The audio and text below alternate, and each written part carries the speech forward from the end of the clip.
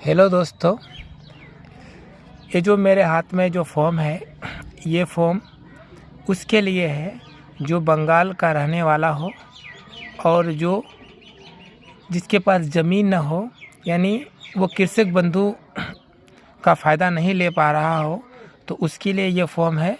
जो दूसरे के ज़मीन को लेकर खेतीबाड़ी करता हो, अपनी ज़मीन न हो, दूसरी की ज़मीन पर खेतीबाड़ी करता हो, उसके लिए यह फॉर्म है। इसीलिए इस फॉर्म का नाम है फॉर लैंडलेस एग्रीकल्चर लेबरर्स, यानी जो लेबर कैटेगरी के लोग हैं जिसके पास अपनी ज़मीन नहीं है, दूसरों की ज़मीन को लेकर खेतीबाड़ी करते हैं, उनके लिए यह फॉर्म है। वो ये फॉर्म फिलअप करेंगे तो बंगाल सरकार उसे पैसा देगी। तो इस फॉर्म को किस तरह से फिलअप करना है, सबसे पहले आपको ये सारा फॉर्म आपको कैपिटल लेटर में भरना है। चाहे कोई भी फॉर्म हो, कैपिटल लेटर में ही भरें, सबसे बेहतर होगा। आप यहाँ अपना नाम लिखें, उसके बाद आप गांव का नाम लिखें, यहाँ कौन से जीपी से हैं, ग्राम पंचायत का नाम लिखें, पोस्ट ऑफिस का नाम लिखें, ब्लॉक का नाम लिखें, पुलिस स्टेशन का नाम लिखें, डिस्ट्रिक्ट का नाम लिखें, पिन कोड अपना दे दें, इसके बाद डेट ऑफ बर्थ यहाँ दे दें और इस डेट के हिसाब से 1/4/2026 के हिसाब से कितनी एज हो रही है वो लिखें। मेल या फीमेल, मर्द हैं या औरत, दोनों में से एक टिक लगाइए। जेंडर है कि SC ST, कौन सा कैटेगरी है आपका, जनरल नहीं तो ओबीसी तो ओबीसी। मोबाइल नंबर दीजिए जो बैंक अकाउंट से लिंक्ड है, यहाँ मोबाइल नंबर लिख दीजिए।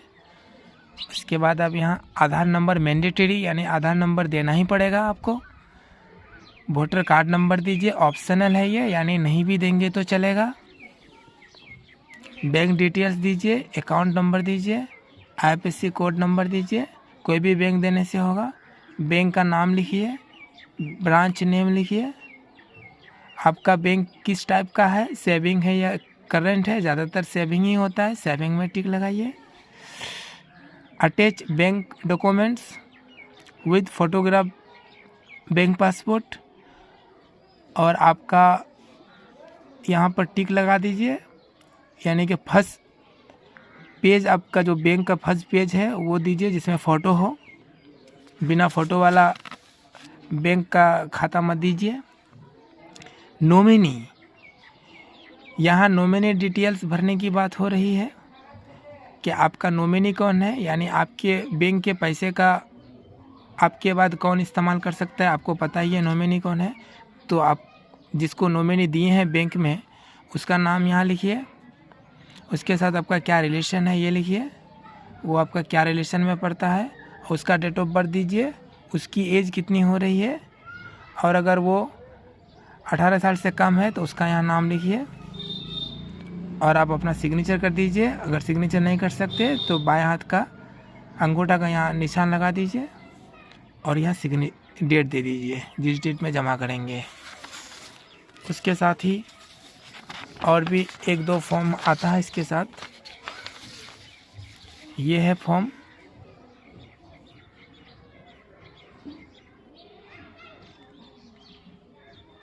सेल्फ डिक्लेरेशन फॉर्म है ये, इसको भी फिलअप करना पड़ेगा आपको। यहाँ अपना नाम देंगे, इसके बाद यहाँ अपने फादर्स का नाम देंगे, अब्बा का नाम देंगे, पिताजी का नाम देंगे।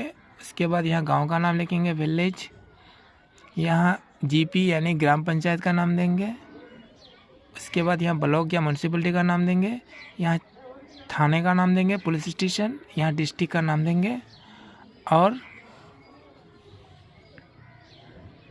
यहाँ बोला जाता है कि आप I am a beneficiary of the following scheme, आप किसी भी चीज़ का फ़ायदा ले रहे हैं, नहीं ले रहे हैं तो छोड़ दीजिए। और यहाँ सिग्नेचर मारिए, यहाँ मोबाइल नंबर दीजिए और यहाँ प्लेस लिखिए, अपने गांव का नाम, अपने जहाँ से बिलोंग करते हो जगह का नाम लिखिए, डेट दीजिए। उसके बाद और एक फॉर्म आता है, ये फॉर्म आधार इन्फॉर्मेशन वाला फॉर्म।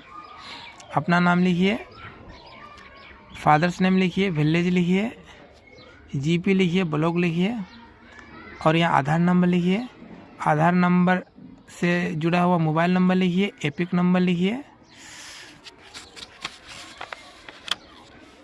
और यहाँ सिग्नेचर कर दीजिए। और यहाँ डेट दे दीजिए। यहाँ लिखा है self sign copy of Aadhaar to be included, यानी इसके साथ आपको आधार कार्ड देना पड़ेगा सिग्नेचर के साथ।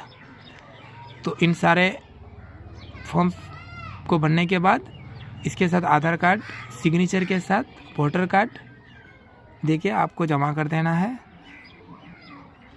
तो thank you so much video देखने के लिए, शुक्रिया।